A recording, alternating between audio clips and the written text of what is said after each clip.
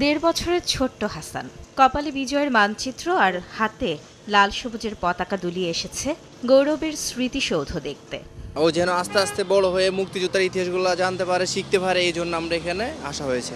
হাসানের মতো অনেকেই বিজয় উদযাপনের একদিন আগেই জাতির শ্রেষ্ঠ সন্তানদের শ্রদ্ধা জানাতে ভিড় করছেন স্মৃতিসৌধের মূল ফটকে। কিন্তু নিরাপত্তার কারণে সপ্তাহখানেক আগেই জনসাধারণের প্রবেশাধিকার নিষিদ্ধ করেছে কর্তৃপক্ষ।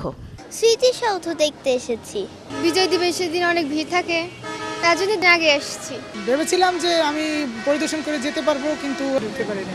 ৪৫ মিটার উঁচু সৌধের চূড়ার উপর সূর্যের ঝলকানি আর লাল সবুজের পতাকার একচ্ছত্র আধিপত্য জানান দিচ্ছে দেশের বীর সৈনিকদের শ্রদ্ধা জানাতে প্রস্তুত এ প্রাঙ্গণ।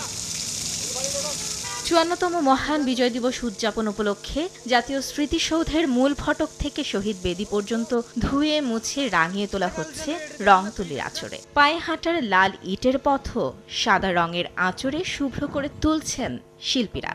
আগাছা কেটে আর বর্ণিল ফুলের গাছ লাগিয়ে চলছে শোভাবর্ধনের কাজ। ইট বালু সিমেন্টের কাজ করিতেছি, এখানে ধোয়া মশার কাজ করিতেছি। এখানে আমরা বিভিন্ন ফুলের চারা দিয়ে জায়গা সুন্দর করতেছি। যেভাবে সুন্দর হয় সেভাবে সাজাই কাজে আমরা রঙের কাজ করতেছি। লেকে হাঁসের জলকেলি আর লাল পদ্ম যেন বাড়তি মাত্রাযুক্ত করেছে ১০৮ একরের সৌধ চত্বরে। দিবসটি ঘিরে নিরাপত্তার চাদরে ঢেকে দেওয়া হয়েছে পুরো এলাকা। গুরুত্বপূর্ণ স্থানে বসানো হয়েছে সিসি ক্যামেরা। পুরো স্মৃতিসৌধ কমপ্লেক্সকে ধুয়ে মুছে পরিষ্কার পরিপাটি করা, ফুল দিয়ে সাজানো, রং তুলির কাজ, সিসি ক্যামেরা স্থাপন, লেক সংস্কার সহ সকল কার্যক্রম সম্পন্ন করেছি।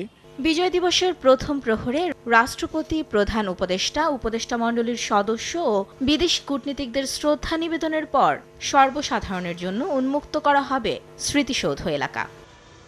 যতবারই স্বাধীনতার প্রশ্নে আঘাত আসবে, ঠিক ততবারই এদেশের মানুষ মাথা উঁচু করে তার প্রতিবাদ জানাবে।